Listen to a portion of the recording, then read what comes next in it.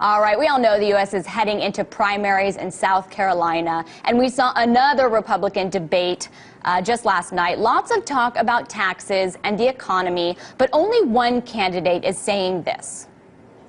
The fact that we are the issuer of the reserve currency of the world is a real temporary blessing for us because it's easy for us to export our money. That's unfortunately our greatest export, and they're still taking our money. Soon, though, they're going to quit, and this whole ball game is going to end, and we better get prepared for it. An important issue by any measure, at least by ours, for a country $15 trillion in debt. But when it comes to Ron Paul's economic policies, let's just say the mainstream reception is not exactly warm. I'll give you an example. Pay attention to CNN anchor Erin Burnett when she responds to Bill Gross about Ron Paul. But he does know how the monetary system works, and that's something I think that Romney and Santorum and others don't have much of a clue on. Well, I mean, but this is interesting because I know you're saying, all right, he goes too far. But, you know, a lot of the people on the strike team, it's not going to surprise you, Bill. They said, Ron Paul, he's crazy because he wants to get rid of the Fed, and I just dismissed that out of hand. He's crazy, dismiss that. But we ask, how can you understand the globe's economic problems without understanding issues of debt, fiat currency, the impact of Federal Reserve policies, sound money? That's what we don't get. And what path is the monetary system and the economy really on? You got to look at those things. So here to help us do that, founder of goldsilver.com and author of this book, Rich Dad's Advisors, Guide to Investing in Gold and Silver, Protect Your Financial Future. Michael Maloney is here with us. Thank you so much for being on the show. It's great to have you in studio. As I was telling you, your book really opened my eyes a decade ago to just reality, I guess. Oh, well, thanks for having me. Yeah, you know, one of the biggest problems we have is most people don't understand how the monetary system works and how debt-based currency robs all of us and transfers wealth to the banking sector. Well, we are really going to get into that. But first, I want to ask you this, because just playing that clip and watching the debate last night and following all of this, especially being in Washington, the conventional wisdom from Wall Street to wonks in Washington seems to be that Ron Paul's economic policies are loony, they're crazy. But my question to you, how can you look at the economy without talking about things like debt, fiat money, sound currency, all those issues he raises? Well, you can't. I mean, you said conventional wisdom, and actually it's conventional ignorance that all of these people are promoting. If you look at monetary history and you look at what has proven to work and what is proven not to work, a debt-based currency system eventually fails. Sound money always ends up winning. So it is, the status quo is conventional ignorance, and there's only one person out there that I see that actually really knows anything about it that's running for office, and that is Ron Paul. Well, that's what's so baffling to me, because being in Washington too, you have everybody from policymakers to wonks to bloggers to PhD students. I mean, everyone that is pro-Keynesian, they are pro-money printing. Maybe not, maybe they're critical, but they're not really looking at the Fed. As you've just said, they have conventional, that's ignorant. When it comes to somebody like Ron Paul, which they dismiss as fringe. But your view and the things he talks about, ironically, whenever I talk to investors, people that are independently making money, have skin in the game, have been successful, and are really kind of doing it for real, they all talk about the things that you're talking about and that Ron Paul's talking about. Why do you think that is? Well, it's the only thing that works. You know, history proves that these things work, that sound money works. History proves that fiat currency eventually doesn't work. The system always implodes. It's a debt-based currency system where we're borrowing currency into existence and promising to pay it back plus interest. The dollars required to pay the interest don't exist yet. So we have to work in the future. We always have to go deeper in debt every year than we were the previous year as a society for the whole system to continue functioning. And when we save up and we pay down debt, we extinguish those dollars that we borrowed into existence. This is a credit-based monetary system. So if we have to stay ahead of it, or the whole thing starts to implode by going deeper in debt. That's the reason we're $15 trillion in debt now, and we were only, I can't remember what we were when Obama took office, 11 or 12 trillion dollars. We have to go deeper in debt, or the whole thing implodes. And it's basically a form of enslavement. It's a feudal system, all because except the lords are no longer these people living in castles in England. They're the people living that work in the banking sector. If you look at all the big buildings throughout the world, it's the banks.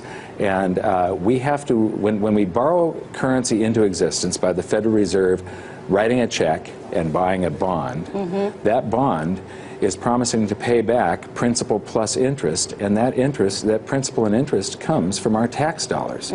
So we have to work in the future to pay taxes for the dollars that exist today, that we're spending today. Are you saying we're all becoming serfs? Yes.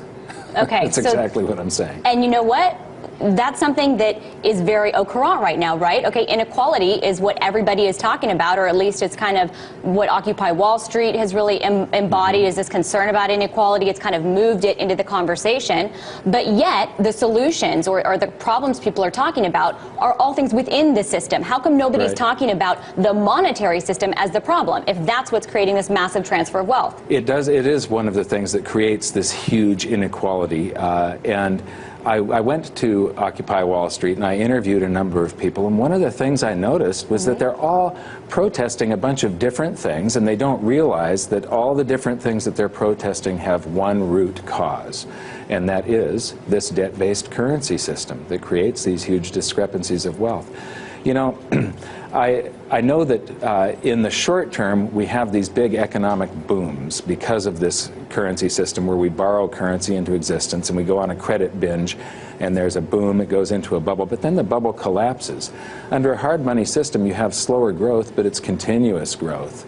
I have a feeling that our level of prosperity today would be far, far higher under a hard money system that is fair than it is under this fiat currency system. But the fiat currency system, the people that are in power, if they have the power of currency creation, they get to direct the spending. So it limits our freedom. When you have a hard money currency system, the government can't do as much deficit spending. The government has to be smaller. If they borrow too much, they slow down the economy because they're borrowing currency out of the private sector.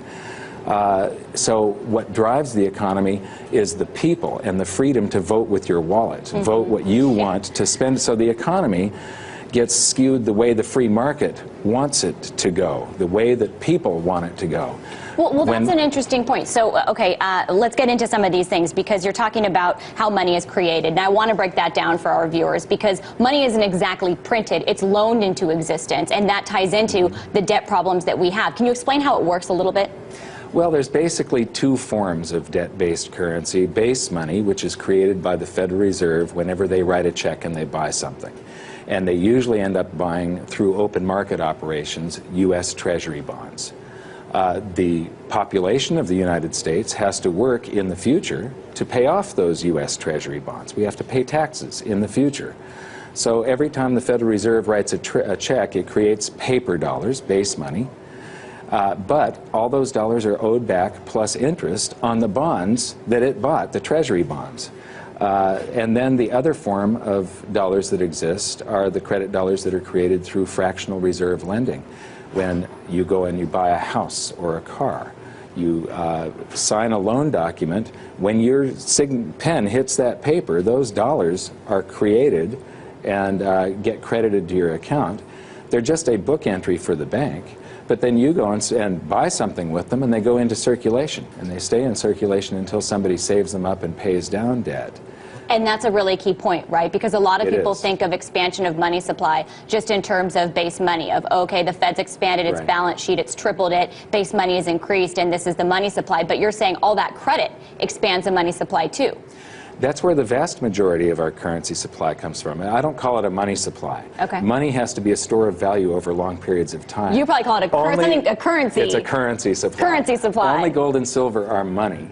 Everything else is currency. Our currency system, a fiat-based currency system, is designed to continually lose value because you have to expand the currency supply to be able to pay the interest that is due on the currency supply. You know, Ben Bernanke doesn't say that gold is money. Is he part of that conventional ignorance? Yes, he is part of the conventional ignorance. But the base money portion, the portion that the Federal Reserve has direct influence over, is only 6% of our currency supply. It's $3 trillion. The number of dollars that exist is a reflection of total credit, and that stands at 53 trillion. So only 3 trillion out of 53 trillion is the portion the government created. Everything else you and I create, the public creates, when we go out and we borrow to buy a car or a house, or we spend money on spend currency on a credit card. That currency is created by us when we sign that document. And you argue if we didn't have this fiat debt-based system, we probably would have better growth longer term. But it sounds like to unwind that might be really painful. Is there a realistic way to ever do it? It's going to be the biggest calamity in financial history, I believe. Is it coming? It's absolutely coming. You know, one of the things, when I was writing my book, I discovered that every 30 to 40 years, the world has a new monetary system, and nobody really has paid attention to this. A man-made system can't possibly last. Pressures build up here and there, there's misallocations of capital, and then the whole thing eventually implodes. We had the classical gold standard before World War I, the gold exchange standard between the wars, the Bretton Woods system from 1944 to 1971, and now we've had the dollar standard from 71 until today. It's 40 years old. It's the longest lived of these currency systems. There are tremendous imbalances that have been building up. The $15 trillion debt, all of our exportation of dollars around the planet. It's eventually doomed to suffer some sort of collapse or transition. And I believe this is going to happen in this decade. But since the dollar is the majority of the world's currency, if the dollar has a problem, every country on the planet has a problem, because more than half of all the dollars that exist outside the United States. More than half, which is why all of our international viewers should be paying very close attention, because this is not just a U.S. debate. The U.S. dollar is the global reserve currency. We're going to talk about where it's going. We're going to talk about gold and silver, because Mike Maloney, it's his thing. He's founder of goldsilver.com, and we will be right back with him after a short break. Welcome back. So we heard about where this is all headed, and it's not good. Let's talk about where we are in the wealth cycle. That's something that Mike Maloney refers to. What does that even mean? We're going to find out. But first, do these commercials help illustrate anything? Look a few years ago. It was all about selling gold for cash. Here's money with gold at an all-time high. Now's the time to send your unwanted gold for cash, like these gold cufflinks. I can get cash for this gold medallion of me wearing a gold medallion. This gold. Now when you look at the TV, it's all about trading cash for gold. Whether you are diversifying your portfolio, investing for profit, or completing a coin collection, you can turn to a trusted leader. And that's why. Let's figure out what this all means, though, because founder of goldsilver.com and author Mike Maloney is going to break it all down for us. Now, before the break, we were talking about you believe that this monetary system is headed for a collapse. I hope I'm not putting your words in your mouth. Is that what you think? Well, throughout history, all fiat-based currency systems collapse. And today, August 15th of 1971, we began a grand experiment. Before that date, all currencies on the planet were pegged to the U.S. dollar, and the U.S. dollar was pegged to gold. So all currencies were pegged to gold through the U.S. dollar. Nixon severed that, and before that, fiat currencies were a 100% failure rate. There is no example in all of history, and it's been tried thousands of times. It doesn't work. And then on August 15th, we decided to try it globally. So we can only imagine where this is headed if history repeats itself. So let's talk about gold, because you're not a gold bug. At least you've said you're not a gold bug, but you think it's in a wealth cycle right now. Can you tell us what that means? Well, a wealth cycle is basically, there are so many different asset classes, just a few. You know, you've got commodities and precious metals, you've got real estate, you've got paper assets like stocks. And investors run from one to the other, and they push one into a bubble. Well, it should be drawing currency away from the ones that are out of favor. It doesn't, because we keep on increasing the currency supply. We keep on diluting the currency supply. But what's happening is, if you have, in the last decade, real estate went up, stocks went up, and commodities and precious metals went up. That's not really possible that everything went up. What's happening is everything is going up in price, because the currency is losing purchasing power, but at the same time, there are certain things that are going down in value. If you have two things that are rising, and you're invested in this one, and it's rising slower than the other one, when you go to sell, you can't buy as much of this one. If you're invested in this one, when you go to sell, you can buy a whole lot more of that one. Okay. That means that this one is gaining in value and price. This one is gaining in price, but it's falling in value. And what you see if you take things like the Dow Jones Industrial Average or a single-family median price home, and you divide those things by other things instead of currency. How much is your home worth as far as barrels of oil over a century? How much is the Dow worth measured in ounces of gold? You'll see that it goes overvalued, undervalued, overvalued, undervalued in this pattern, and it tends to be about 20-year swings. Okay. And so by being invested in one sector for while it's rising, and then selling and identifying the most undervalued asset class that you can and moving into that one, you're basically taking that next wave and sort of pasting it up out of this valuation channel that everything is trapped in. We get better, man gets better at producing things. We make efficiency gains relatively the same for all the different sectors throughout time. And when you measure one thing against another thing, you will find that, that everything is sort of trapped in this valuation channel. This is a true road to wealth if you can understand that your home goes from overvalued to undervalued to overvalued to undervalued again, regardless of whether you think it, I mean, it doesn't go up. Nothing goes up. That is just the illusion that is created by the devaluation of the dollar. Okay. So we're almost out of time because we only have a minute left, but where is gold and silver? Because we don't often hear about silver as much in that wealth cycle. Well, right, they've been in their cycle now for the last 11 years or 10 years, and this should continue for another probably. It depends on whether we have a currency crisis or not, and I do believe we're going to have at least a crisis of confidence, if not a full-blown hyperinflation eventually. I think we're going into a deflationary dip first, and then potentially a hyperinflation. But gold and silver should continue their accounting of the currency supply. We expand the currency supply, gold and silver lays in wait, and then it does this accounting. People realize there's something wrong with the currency. They rush back toward real money, gold and silver, and they bid the value of the gold and silver up until it equals the value of the circulating medium. It did this in 1934. It did it in 1980. It's doing it again, but gold and silver have to hit highs north of $5,000 an ounce, probably $15,000 to $20,000 an ounce, for the gold of the Treasury to equal the circulating medium today. Which is a very long way to climb. Yes. I certainly appreciate you being on the show. It's interesting, too. You think we're headed to deflation, but then going to hit hyperinflation. Possibly hyperinflation, yeah. But I think a deflation is, you know, only 6% of the currency supply is under the direct control of the Fed. The other 94%, they only have influence over, and it requires our confidence, our feeling good, to go deeper into debt every year, borrow and spend, to keep the game going. Okay. And if we don't borrow and spend, then the whole thing starts going into a deflationary collapse. Okay, and that's where you think we're headed, it sounds like. Thank you so much. Yes, but gold and silver will still do the accounting, and it's better to be way too early than 1 second too late. Aha! There you have it. Good final words. We'll end on that, Mike Maloney. Thank you so much for being on the show. He's founder of goldsilver.com and author. Mike Maloney.